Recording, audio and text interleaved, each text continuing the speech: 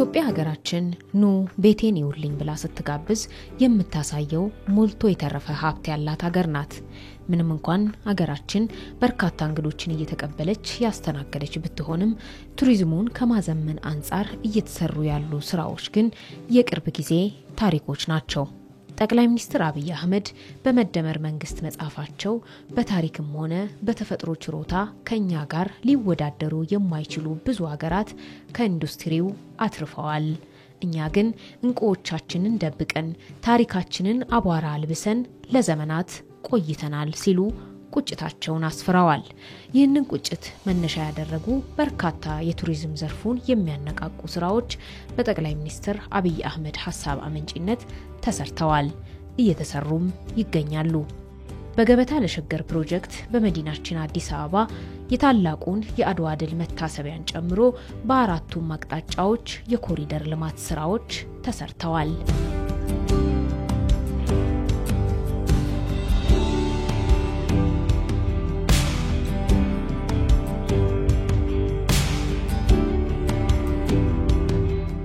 የአፍሪካ መዲና የሆነችው አዲስ አበባ በርካታ ዓለም አቀፋዊ እንዲሁም አጉራዊ ኮንፈረንሶችን እየተቀበለች የምታስተናግድ እንደመሆኗ ያማረች ያሸበረቀች መሆን ይገባታል።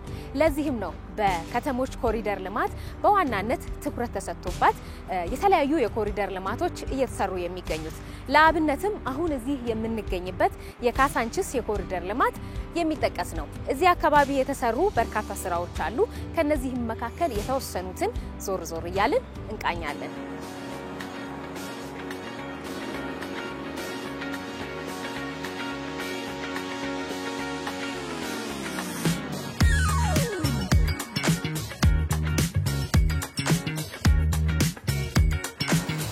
ይህ መስታወት በመስታወት የሆነው ቤት እዚህ አካባቢ ከተሰሩ ስራዎች መካከል በዋናነት ሊጠቀስ የሚችል ነው።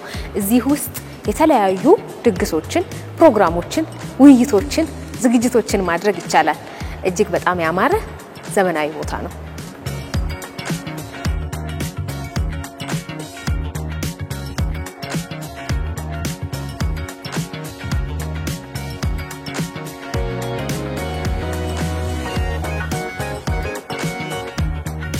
አድዋ ለአፍሪካውያን ኩራት፣ ለኛ ለኢትዮጵያውያን ደግሞ ከተባበርን አንድ ላይ ከቆምን ለሀገር ጉዳይ ከተነሳን የማንፈነቅለው የማናሸንፈው ነገር እንደሌለ ማሳያ የሆነ የድል ታሪካችን ነው።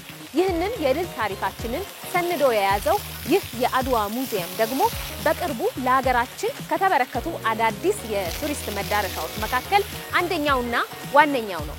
በዚህ የአድዋ መታሰቢያ ሙዚየም ውስጥ በርካታ ታሪኮች ተሰንደው ተቀምጠዋል።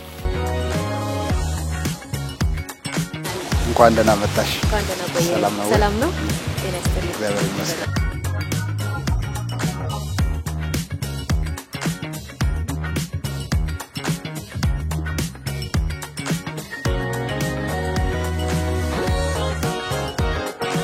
መቼም በጣም ብዙ እንግዶችን እንዳስተናገዳችሁ በጣም ብዙ ሰዎች እንደመጡ ምንም ጥርጥር የለውም። እንዴት ነው ያለው ሁኔታ? እነማን መጡ? ይሄን ቦታ አዩ? በጣም አመሰግናለሁ። የአድዋ ድል መታሰቢያ እንግዲህ በጠቅላይ ሚኒስትሩ ሐሳብ አመንጭነትና በከተማ አስተዳደሩ ክብርት ወይዘሮ አዳነች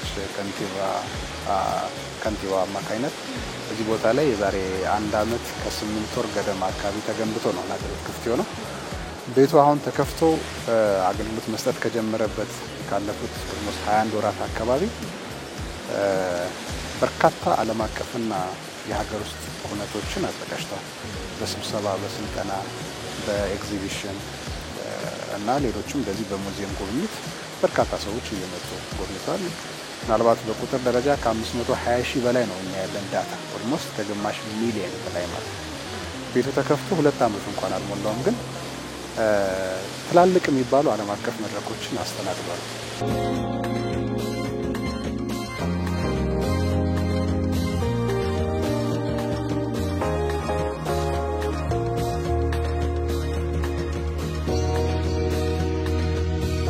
በጉብኝት ረገድ ስናየው ትላልቅ ሊባሉ የሚችሉ የሀገራት መሪዎች መጥተዋል።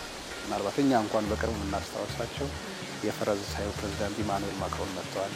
የሶማሊያ ፕሬዝዳንት ሐሰን ሼህ መሐመድ መጥተዋል በቅርብ ጊዜ።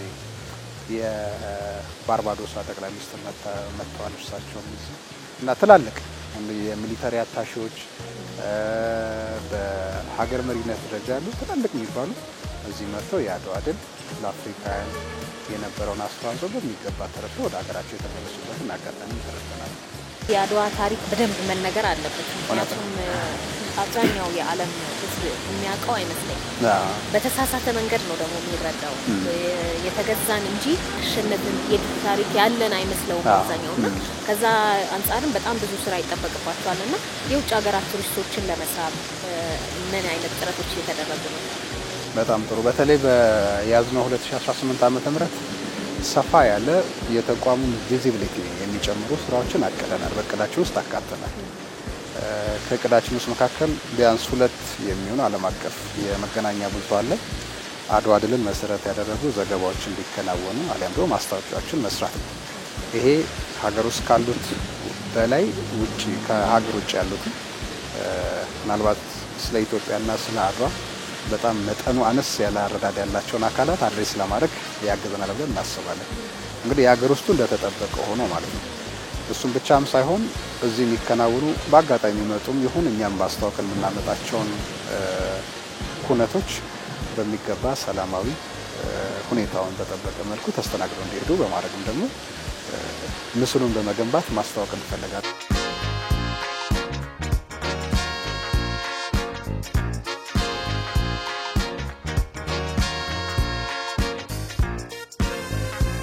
በጣም ልዩ ስሜት ይፈጥራል። በእውነት እኔ የታሪኩ ባለቤት ነኝ። ታሪኩን አውቀዋለሁ። ከልጅነቴ እየሰማው እየተማርኩ ያለኩት ነውና ግን እዚህ ስመጣ ያለው ነገር ልክ እዛው ባትሉ ላይ ወይም ጦር ሜዳው ላይ ያለ አይነት ስሜት ይፈጥራል። በተለይ ውስጥ ያለው ሙዚየም ውስጥ ያለው ነገር ግቢ ውስጥ ያለው ድባብና የሰዎች ስሜት እንዴት ነው? እውነት ለመናገር አሁን ያልሽው ስሜት ያንቺ ብቻም ሳይሆን የአብዛኛው ኢትዮጵያውያን ስሜት ነው። እዚህ የመጡ ሰዎች የሀገር ውስጥ ቱሪስቶችን ቢያቸው በተለይም ደግሞ እነዚህ አፍሪካ ሀገራት የሚመጡት በጣም ይገርማቸዋል። ስለ እውነት ለምን እነሱ የ50 የ60 ዓመት ታሪክ ነው የሚያወሩት ያላቸው እንደ ሀገር ተመስርተው የ50 የ60 ዓመት ታሪክ ነው ያላቸው። እኛ አሁን ይሄ የአድዋ ድልን ብቻ ከ129 ዓመታት በፊት የነበረውን ለዛው ነው በወቅቱ ሀያላን የሚባሉ የአውሮፓ ሀገራትን በጦርነት ገጥመን አልሸነፍም ብለን ክብራችን እንፈልገዋለን እናስጠብቃለን ብለን አምነን ተዋግተን ማሸነፍና ይሄ ያንን ታሪክ መስራታችንን ሲያውቁ ስሜታቸውን መቆጣጠር ያቀታቸዋል።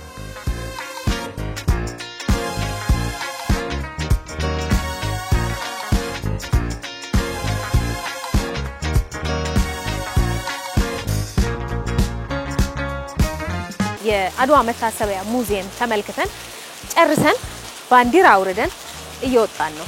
ከዚህ በኋላ ደግሞ በምሽት ብርሃን እጅግ ውብና ማራኪ የሆነውን የፒያሳ ኮሪደር ልማት ልንመለከት ነው።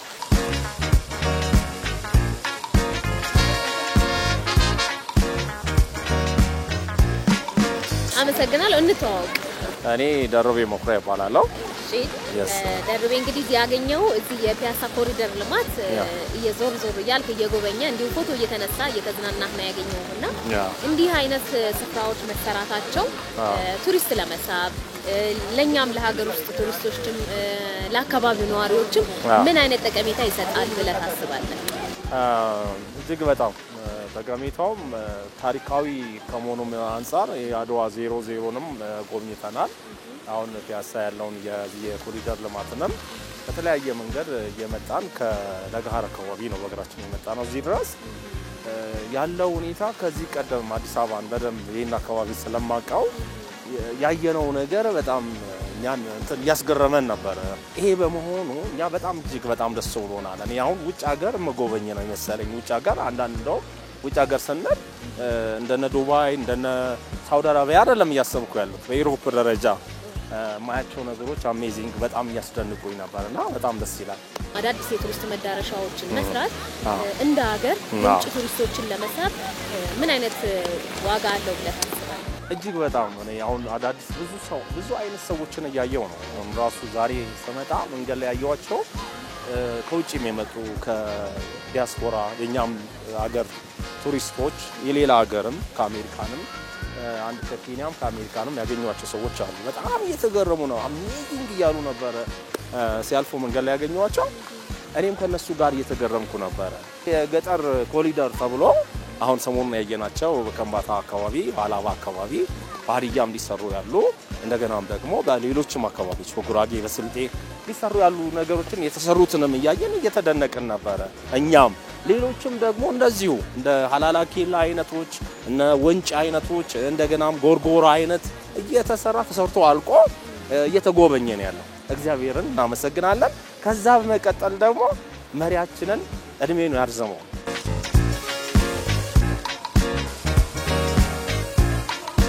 በጣም ጥሩ ነው። ያው ድሮም አቋሉ ቢያሳው ነው ይሄንን ያው እንደዚህ አይደለም ጊዜ በጣም ተለውጧል። በጣም መልካም ነው። እኛ ቀደም እንደውም እንደ ፈረንጅ ፎቶ ይነሳበታል እንደያል እያሸው ነበር። እኛ ወደ ውጭ ሄደን መጎብኘት የለብንም። የውጭዎቹ ወደኛ እየመጡ እየጎበኙ ነው። ጠቅላይ ሚኒስትራችንም ከንቲባችንም እናመሰግናለን። በጣም ጸርጧል። በጣም ውብ ነው። ምንም የጎደለ የለም። በጣም ጥሩ ነው። ከድሮ ይልቅ አሁን በጣም ጽዱ ነው። ወጣቱ ማዛውንቱ ሁሉም እኩል ወጥቶ ተንታንቶ ፎቶ ተነስቶ ቪዲዮ እዚህ ጋር ልደት ቢፈልጉ ምን ይፈልጉትን አድርጎ መሄድ ይችላሉ። ከኛ አልፎ ተርፎ ውጮቹ ነጮቹ መጥተው እየተስናሉ አይተናል።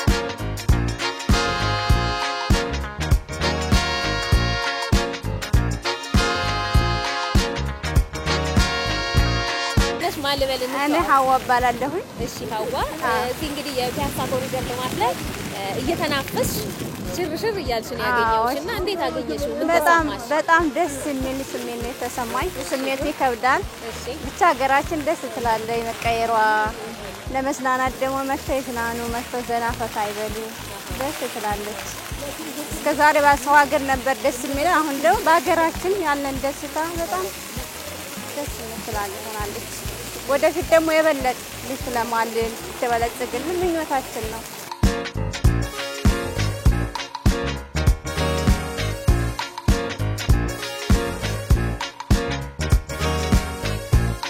እንዴት ናችሁ? አመሰግናለሁ። በጣም እየተዝናናችሁ ጥልቅ ብዬ መሀላችሁ ገባው።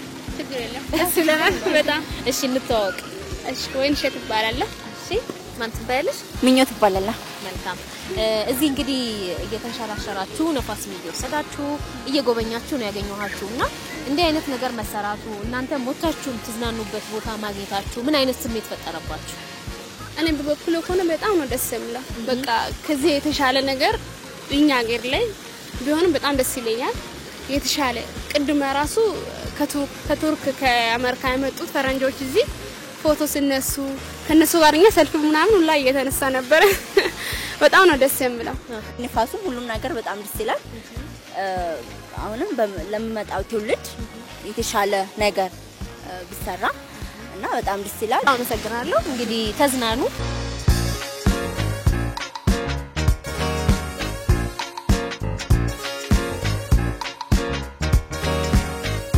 በገበታ ለሀገር ፕሮጀክት የሀገራችንን መልክ የገለጡ ታሪካዊና ተፈጥሯዊ ውበት ያላቸውን አዳዲስ የቱሪስት መዳረሻዎችንና ነባር ታሪካዊ ቅርሶችን የማደስ ስራዎች ተሰርተዋል።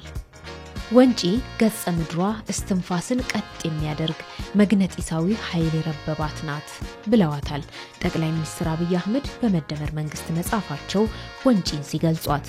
ወንጪ ከአዲስ አበባ በቅርብ ርቀት የምትገኝ ብትሆንም መሰረተ ልማት ያልተዘረጋላት ስለነበረች ይህ ሁሉ ውበቷ ሳይገለጥ ተደብቆ ቆይቷል።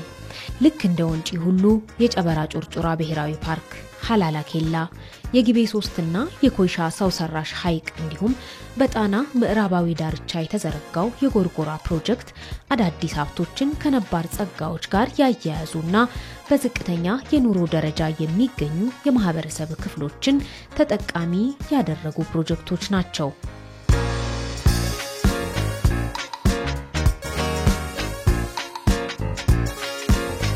በገበታ ለትውልድ ፕሮጀክት ደግሞ የኢትዮጵያን ማንሰራራት እውን የሚያደርጉ ስራዎች እየተሰሩ ይገኛሉ። ከሰሞኑ በጠቅላይ ሚኒስትር አብይ አህመድና በከፍተኛ የመንግስት የሥራ ኃላፊዎች የተጎበኘው የሶፍ ዑመር ዋሻና የባሌ ተራሮች ብሔራዊ ፓርክ ላይ እየተሰራ ያለው ውበትን የመግለጽ ስራ ሊጠቀስ የሚችል ነው። በየቦታው ልማት ሳይ ለውጥ ሳይ ውጤት ሳይ ፈጣሪ ይመስገን ስል ሰምታችሁ ታውቃላችሁ። ዛሬ ግን ያ ቋንቋኔ ውስጥ የለም። ለሊት ጀምሮ በጣም ሲያስጨንቀኝ ያደረው ነገር ፈጣሪ ይመስገን አይደለም፣ ይቅር በለን ነው። ውስጤ እንደዛ ይሰማኛል። ይቅር በለን አንተ ውሃውም ሰጥተሃል፣ መሬቱም ሰጥተሃል፣ ጫካውም ሰጥተሃል፣ የቀረብን ነገር የለም። ይሄን ሁሉ ይዘን እኛንን ተስማምተን ተደማምጠን ማልማት ያልቻልነው እና እባክህን ይቅር በለን። ተቆጥተ ደግሞ እንደዚያ ሰነፍ አርሶ አደር ማሳችንን ዝናብ እንዳይወስደው ምህረት ይብዛልን ብቻ ነው ጥያቄ ዛሬ። ምክንያቱም ለማመስገን ብቃቱ የለኝም። እዚህ ሁሉ ነገር ላይ ተኝቼ በሴፍቲ ኔት የሚኖር ሚራብ ህዝብ ዜጋ ሆኜ ፈጣሪ ይሄን ስለሰራን ምልበት ቋንቋ እንደበት የለኝም። ምህረት ብቻ ኢትዮጵያዊ ፈቅዶ ወዶ በገዛ ፈቃዱ ልመናን ጋብዞ እርዳታን ጋብዞ ችግርን ጋብዞ እጅና እግር አጣጥፎ የሚለምን ህዝብ መሆኑ ይቅር በለን ብቻ ነው የሚያስብለው። ሌላ ምንም ቋንቋ የለኝም። የሱ ምሕረት ከተገኘ እኛ ከተጋን ግን ውጤት ይመጣል። በአሁኑ ወቅትም ከባሌ በተጨማሪ በአፋር በሶማሌና በሌሎችም የሀገራችን አካባቢዎች እየተሰሩ የሚገኙ ፕሮጀክቶች የሀገራችንን ኢኮኖሚ አንድ እርምጃ ወደፊት ለማራመድ ሚናቸው የጎላ ነው።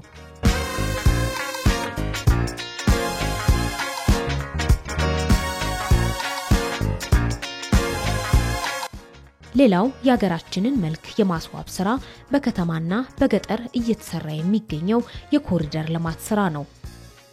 በዚህ ፕሮጀክት ከተሞች ብቻ ሳይሆኑ ገጠሮችም መልካቸው እየተቀየረ መጥቷል። በማዕከላዊ ኢትዮጵያ ክልል በከምባታ በአላባና ሀዲያ እንዲሁም በሌሎችም ዞኖች የተሰሩት ሞዴል የገጠር ኮሪደርና የአርሶ አደሩን ኑሮ የማዘመን ስራዎች በመላው ሀገሪቱ የሚስፋፉ ስለመሆናቸው ጠቅላይ ሚኒስትር አብይ አህመድ ተናግረዋል።